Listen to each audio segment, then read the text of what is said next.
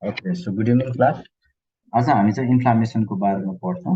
यसको theory plus केही एमसीक्यूहरू हामी यहाँ डिस्कस गर्छौँ आज। Let's start with the class. Okay, so first question, inflammation. You should know about the definition of the inflammation. So inflammation is defined as the defense mechanism. Right? Basically, inflammation के होता है? It is the defense mechanism of our body. यो चाहिँ inflammation usually चाहिँ higher अर्गानिजमहरूमा मात्रै देखिन्छ र कुन बेला चाहिँ इन्फ्लामेसनले यस्तो डिफेन्स चाहिँ कुन बेला एक्टिभेट हुँदो रहेछ त भन्दाखेरि when there is a infection and whenever there is a injury.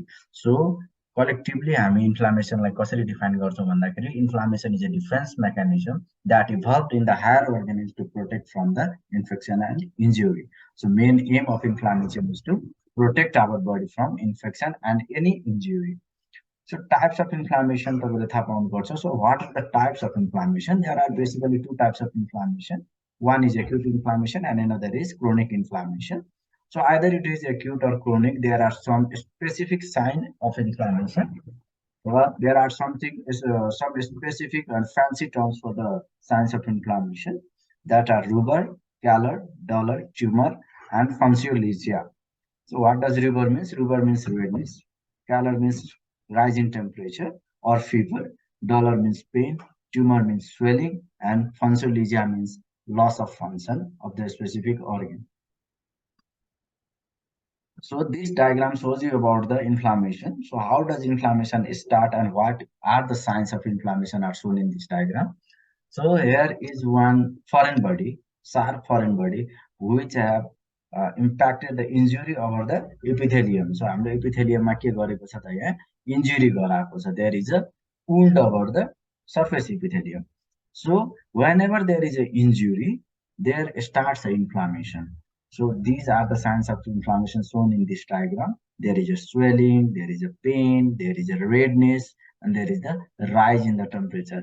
As well as we cannot see the loss of function. It is a subjective thing, not an objective thing. So patient complains about the loss of function. For example, if someone had an inflammation at the tip, base of the finger, then patient is unable to move his finger due to pain. So that is loss of function. Okay, so the next slide is showing about difference between acute inflammation and chronic inflammation. So what is acute inflammation? So any inflammation that is rapid in onset and it's for short duration of time, that is known as acute inflammation. So basically two things are important in the acute inflammation, that is rapid onset and another is short duration. Right? So chronic inflammation different हुन्छ नि योभन्दा. So यो चाहिँ rapid onset हुँदैन, यो चाहिँ insidious हुन्छ. Insidious means there is a long history of the inflammation, not a short duration of inflammation.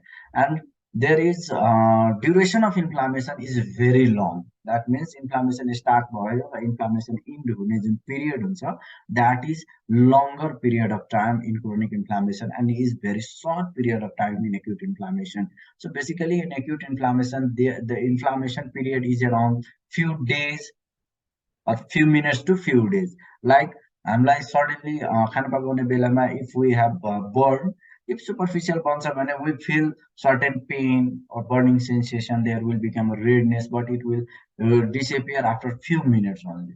Okay? So acute inflammation might last few minutes to few days, but chronic inflammation lasts for several days, several months, or even several years. For many chronic inflammation lasts to most of some. For example, if someone has a rheumatoid arthritis, so arthritis is also one type of inflammation. So arthritis, whenever the patient gets rheumatoid arthritis at the age of 30, the patient is suffered from at the age of 30, and the patient will suffer the disease at the age of 60, 70 or lifetime. So your type of inflammation ke huncha ta, these are the chronic inflammation which last for many years. Similarly, acute inflammation ma ke huncha bhandakari there is a early body reaction, hai. So early body reaction bhaneko ke ho ta bhandakari patient body reacts early and there is a mechanism started which helps in the repairing and healing of that injury. So हामीले first definition इन्फ्लामेसनमा के पढ्यौँ त भन्दाखेरि कुनै पनि injury अथवा कुनै पनि इन्फेक्सनको अगेन्स्टमा हाम्रो बडीले जुन डिफेन्स बनाउँछ त्यो that defence is known as inflammation. So acute इन्फ्लामेसनमा के हुन्छ भन्दाखेरि त्यो सबैभन्दा छिटो रिस्पोन्ड गर्छ एक्युट इन्फ्लामेसनमा र रियाक्ट गरेर के प्रोसेस स्टार्ट गराइदिन्छ त भन्दाखेरि हिलिङको प्रोसेस स्टार्ट गराइदिन्छ। But in chronic inflammation there are two factors, healing पनि भइराखेको हुन्छ as well as there is injury पनि भइराखेको हुन्छ। That's why there is a persistent healing as well as persistent inflammation occurring in the chronic inflammation. Fluid and plasma protein exudation occurs. So in acute inflammation, there is a swelling, and that swelling occurs due to edema. And what is edema? Edema is extravasation of the fluid, and that fluid may be exudate or transudate. So we will talk about the exudate and transudate in respective slides. Another point in chronic inflammation is there is a vascular proliferation that is known as angiogenesis and fibrosis. Fibrosis means connective tissue proliferation. Similarly, acute inflammation means prominent neutrophilic infiltration. So there is a cellular event as well as vascular events in the acute inflammation. There are many type of events in chronic inflammation also. We will talk in details about the acute and chronic inflammation in next slide. So what are the events in acute inflammation? So हामीले चाहिँ acute inflammation पढ्ने बेलामा acute इन्फ्लामेसनको certain important कुराहरू पढिसकेपछि event चाहिँ हामीलाई थाहा हुनुपर्छ। यहाँबाट चाहिँ तपाईँको इक्जाममा चाहिँ धेरै क्वेसनहरू सोधिरहेको हुन्छ, यही भित्रभित्रको कुराहरू सोधिरहेको हुन्छ। सो एक्युट इन्फ्लामेसन स्टार्ट भइसकेपछि के हुन्छ त? So that are the events of acute inflammation. So के हुन्छ?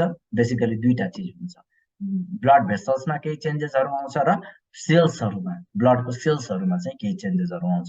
सो त्यो चेन्जेसहरूलाई हामी के भन्छौँ त? इभेन्ट्स भन्छौँ। So basically there are the two main events of the acute inflammation, one is vascular events and another is cellular event. So let's start from the vascular event. So what are the events that occurs in the blood vessels whenever there is an injury or infection? So first step of vascular event is initial transient vasoconstriction of arterioles. So remember that first step of vascular event is vasoconstriction. So whenever there is an injury, there is a transient vasoconstriction. Transient means for a short duration, very short duration there is a constriction of the blood vessels, specifically arterioles, right? But later on, whenever there is a mast cells or also mast cells secretes the vasodilator chemicals, then these vasoconstricted arterioles becomes dilated, and arterioles भन्दा पनि बढी veins will and venues will get more dilated. Whenever there is a dilation, there is pooling of blood. Whenever there is a pooling of blood, there is a increase in hydrostatic pressure of the blood vessel. Hydrostatic pressure means there is increase in the water content inside the blood vessels, right? So whenever there is a volume of water increases, so pressure also increases in the blood vessels, and when the pressure increases, the blood vessel size will also increases. Endothelial wall will get stressed, and whenever there is a stretching of the wall, the cells of endothelial blood vessels, that is known as endothelium. Endothelium के हुन्छ त? टाढा टाढा जान्छ र त्यहाँनिर बिचमा gap हुन्छ सेल्सको बिचमा। सो त्यो कन्डिसनलाई हामी के भन्छौँ त? भ्यास्कुलर पर्मिएबिलिटी भन्छौँ है। सो भ्यास्कुलर पर्मिएबिलिटी बढ्छ भेसल्सहरूको, त्यहाँबाट चाहिँ लिक हुने चाहिँ चान्सेसहरू बढ्छ। सो त्यहाँबाट के कुराहरू लिक हुन्छ त? सो ट्रान्सुडेसन अफ फ्लुइड हुन्छ। ट्रान्सुडेसन means protein as well as the water content of the intravascular fluid gets out inside the cellular space मा आउँछ, के अरे त्यो ब्लड भेसल भन्दा बाहिर आउँछ, एक्स्ट्रा सेलुलर स्पेसमा आउँछ र त्यसले गर्दाखेरि अब के हुन्छ, भित्र पानीको मात्रा कम हुँदै गयो। सो पानीको मात्रा कम हुँदै गएपछि प्लाज्मा विल बिकम थिन, ब्लडमा चाहिँ प्लाज्माको भोल्युम के हुन्छ, लो हुँदै जान्छ र त्यसले गर्दाखेरि सेल्सहरू बढी हुन्छ। सो सेलको भोल्युम बढी भएपछि देयर इज स्टासिस। स्टासिस भनेको के हो भन्दाखेरि ब्लड फ्लो स्लो हुँदै जान्छ है। सो स्लो भएपछि के हुन्छ त, बिस्तारै ब्लड भित्रको व्हाइट ब्लड सेल्सहरू हुन्छ नि, त्यो व्हाइट ब्लड सेल्सहरू चाहिँ कता जान्छ त? ब्लड भेसल्सको पेरिफेरीतिर जान्छ। सो यहाँ यो फोटोमा चाहिँ हामीले राम्ररी बुझ्न सक्छौँ त्यो कुरालाई। So this is a blood vessels मानौँ है। So this is a blood vessels, this is a vein. So यो भेनमा देयर इज अ येलो कलरको जुन देखाएको छ, these are the endothelial cells. These are the cells that lines the blood vessels. So endothelial cells are huन्छन्। So whenever there is no swelling, there is no increase in vascular permeability, you can see two cells are tightly attached with each other. दुईटा एन्डोथेलियल सेल्सहरु के छन् त बिचमा tightly attached भएर बसेको छ. But whenever there is an inflammation, there is an increase in the permeability of the vessels because there is a gap between the cells. Well, in between this gap, cells can leak out, fluid can leak out, and some proteins can leak out. So यो exudation लाई हामी कस्तो type of exudation भन्छौं त transudate exudation भन्छौं. So what causes the dilation of this vessel? So main player is the histamine, and histamine is secreted from the mast cell. So histamine main function is to dilate the blood vessel, and whenever there is a dilation of the blood vessels, water leaks out from the blood vessels, proteins leaks out from the blood vessels, and lymphocytes or different type of inflammatory cells leaks out from the blood vessels. Okay. Now we will talk about the cellular event. So cellular events it also consists of two phases, right? So one is exudation of leukocytes. Leukocytes exudation means how does leukocytes came out from the blood vessel. Blood vessel water leukocytes na inflammation को site मा पुग्नु पर्छ है. जहाँनेर घाउ लागेको छ अथवा इन्जुरी भएको छ त्यो इन्जुरी भएको साइटमा चाहिँ ल्युको डब्ल्युबीसी हरु चाहिँ जानु पर्छ त्यहाँनेर. सो जाने प्रोसेसलाई हामी के भन्छौं एक्जुडेसन अफ ल्युकोसाइट्स भन्छौं. र त्यहाँनेर पुगिसकेपछि त्यो ल्युकोसाइट्सले के गर्नुपर्छ त फागोसाइटोसिस. जस्तै ब्याक्टेरिया छ भने त्यो ब्याक्टेरियालाई फागोसाइट गरेर किल गर्ने काम पनि गर्नु पर्यो so that healing will occur. So cellular events चाहिँ दुईटामा कसरी हुन्छ त भन्दाखेरि how does exudation of the leukocyte occur? So there are 6 main events that occurs with exudation of leukocytes. The first step is margination. So हामी चाहिँ diagram बाटै हेरौं. हाम्रो blood चाहिँ flow is there is a laminar flow. Cells flow inside in the center of the blood vessel and plasma flows outside the cellular flow, है. So plasma चाहिँ कता हुन्छ कुना कुनातिर कर्नरतिर फ्लो गर्छ भने सेल्सहरु बिचतिर सेन्टरमा फ्लो गर्छन्. त्यस्तो फ्लोलाई हामी के भन्छौं त ल्यामिनार फ्लो भन्छौं, है. सो सेल्स बिचमा फ्लो गरिरहेको थियो तर अब प्लाज्माको भोल्युम लो भएपछि मैले के भने अघि पनि इडिमाले गर्दाखेरि के हुन्छ त वाटर कन्टेन्ट लेस भएको हुन्छ. सो वाटर कन्टेन्ट लेस भएपछि पानी प्लाज्मा पनि कम हुने. सो प्लाज्मा कम हुने बित्तिकै सेल्सहरु कता कता कुना कुनातिर आउन थाल्छ. There is a different receptors in the endothelium that is के हो त यो रिसेप्टर्सहरुले provides the attachment for the cells, है. यो डब्ल्युबीसी हरु जब यहाँ कुनातिर आउँछन् नि यो डब्ल्युबीसी हरु अट्याच हुनको लागि यहाँनिर रिसेप्टर्सहरु हुन्छ. जस्तै पी सेलेक्टिन ई सेलेक्टिन भनेर भनेको छ. यो रिसेप्टर्सहरु तपाईहरुलाई प्यारामेडिक्सहरुलाई चाहिदैन. त यति कुरो बुझ्नुस् कि यो ल्युकोसाइट ब्लड भेसलको वाल नजिक आइसकेपछि यो ब्लड भेसल्सहरुमा टाँसिन्छ, वालमा टाँसिन्छ. र टाँसिसकेपछि बिस्तारै यो घुम्दै जान्छ. हेर्नुस् एरोले देखाएको छ. So second step is rolling. फर्स्टमा के हुन्छ त मार्जिनेसन भन्छ. First step is margination. Margination भनेको के हो त कुनातिर आउनु. Second step is pavement. Pavement भनेको के हो त योसँग टाँसिन खोज्नु, है. यो रिसेप्टरसँग टाँसिन खोज्ने प्रोसेसलाई पेभमेन्टिङ भन्छौं हामी. त्यसपछि यो रिसेप्टरमा टाँसिसकेपछि this will roll. So cell के हुन्छ रोल हुँदै जान्छ हुँदै जान्छ हुँदै जान्छ. किन रोल हुन्छ to find the large gap. कहाँनिर सेलको बिचमा ठुलो ग्याप छ त्यहाँबाट निस्किनको लागि त्यो ग्याप खोज्दै रोल हुँदै जान्छ. र जहाँ ग्याप भेट्छ यसले त्यहाँबाट बाहिर लिक भएर आउँछ. सपोज मानौ यहाँनिर हेर्नुस् यो येलो कलरको जुन देखाएको छ दिज आर ब्याक्टेरियाज, है. सो यो ब्याक्टेरियाजहरु हो. यो ब्याक्टेरियाजहरुलाई खानु पर्यो. सो त्यसको लागि त सेल त बाहिर आउनु पर्यो. सो यहाँनिर बाहिर आयो. अब यहीँनिर छ ब्याक्टेरिया भन्ने चीज कसरी थाहा पाउँछ त. सो देयर इज अ केमोकाइन्स, है. सो यो ब्याक्टेरियाहरुले केमिकल्सहरु निकालेको हुन्छ. त्यो केमिकल्सहरु यो ल्युकोसाइटले सेन्स गर्छ.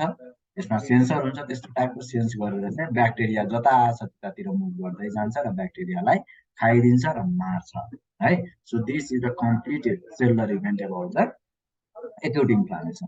सो तपाईलाई यहाँबाट सोध्न सक्ने कुराहरु के छ भन्दाखेरि first step of cellular event in acute inflammation is. So first step के हो त मार्जिनेसन हो, है. त्यसरी सोध्न सक्छ. अथवा डायपेडेसिस भनेको के हो भनेर सोध्न सक्छ. सो डायपेडेसिस भनेको के हो त भन्दाखेरि इमिग्रेसन, है. बाहिर निस्किनु. जस्तै त्यो ग्यापबाट जब बाहिर निस्किन्छ नि सो त्यो बाहिर निस्किसकेपछिको प्रोसेसलाई हामी के भन्छौँ डायोपेटिसिस भन्छौँ।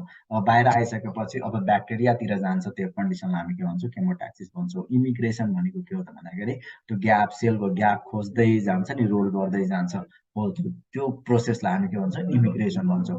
रोलिङ एन्ड एडेसन भनेको के हो, घुम्दै घुम्दै घुम्दै घुम्दै कतै इन्डोथेलियममा टाँसिन्छ, सो रोल गर्यो र एडेसन भयो, टाँसियो, so that condition is known as rolling and adhesion हो। So these are the different events that occurs in the blood vessels and among the cells during the acute inflammation, right? So two types of events are inflammation. One is vessel event and another is cellular event. So vascular event and cellular events भन्ने चाहिँ acute इन्फ्लामेसनमा हुँदो रहेछ। र तपाईँले चाहिँ यो कुरा चाहिँ एकदमै क्लियरली बुझ्नुपर्छ। यसमा भास्कुलर इभेन्टमा फर्स्ट स्टेप के हो, सेलुलर इभेन्टमा फर्स्ट स्टेप के हो भन्ने कुरा चाहिँ तपाईँको licensing exam as well as other इक्जामहरूमा तपाईँहरूलाई यहाँबाट सोध्न सक्छ।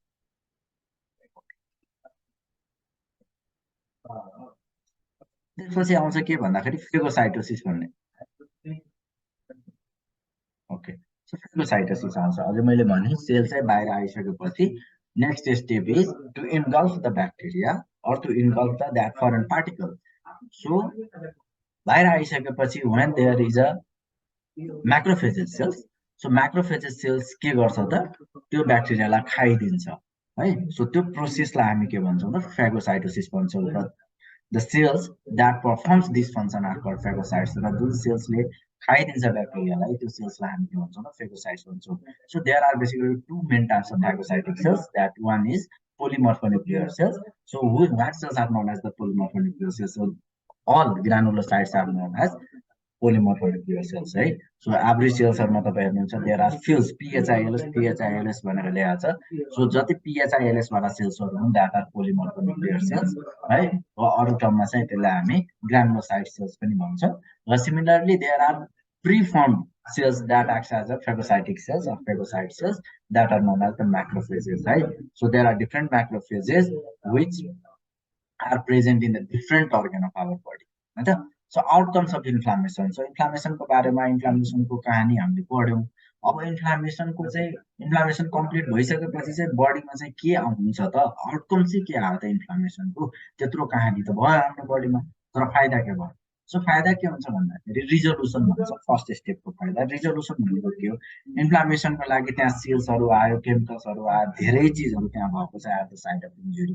सो रिजोल्युसन भनेको के हो त, जब अफेन्डिङ एजेन्ट जुन हुन्छ, नक्सियस एजेन्ट हुन्छ, जुन चिजले चाहिँ इन्जुरीलाई बढाइराखेको हुन्छ, इन्जुरी गराइराखेको हुन्छ, त्यो चिजलाई इन्फ्लामेसनले हटाइसकेपछि अब चाहिँ के हुनु पर्यो त, जति पनि केमिकल्सहरु निकालेको हुन्छ, जति पनि सेल्सहरु गएको हुन्छ, त्यो सबै सेल्सहरु त्यहाँबाट हटाउनु पर्यो है। सो नर्मल स्टेटमा ल्याउनु पर्यो। So first step resolution is known as restoration. So वो टर्म सम्झिनुस् है, restoration of site of acute inflammation. त्यो इन्फ्लामेसन साइटलाई के गर्छ त फेरि पनि रिस्टोर टु द नर्मल है। So resolution means restoration of the site of acute inflammation to the normal state. Second point, second outcome is healing. So how does healing occurs? Healing occurs by the connective tissue replacement. So म जहिले पनि भन्छु क्लासमा अथवा अरु physical क्लासहरुमा पनि म भनिरहेको हुन्छु, healing always occurs by fibrosis. So what is fibrosis? Fibrosis means connective tissue proliferation. हो, there is a replacement of the connective tissue. So normal cells जुन हुन्छ त्यहाँनिरको त्यो normal cells get replaced by the connective tissue, that is known as fibrosis, right? So if there is a pyogenic bacteria at the site of inflammation, pyogenic bacteria means pus-forming bacteria.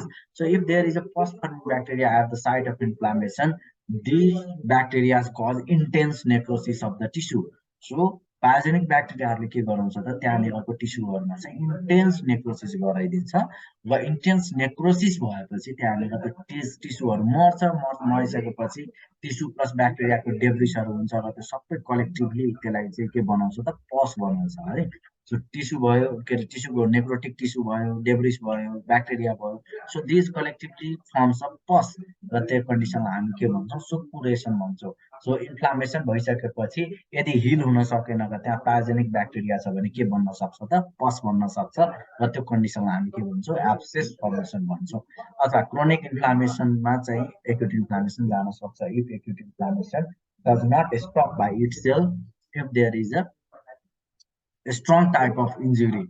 So long-term injuries or long-term of acute inflammation छ भने that inflammation may leads to the chronic inflammation. So there are basically four major type of outcome of inflammation.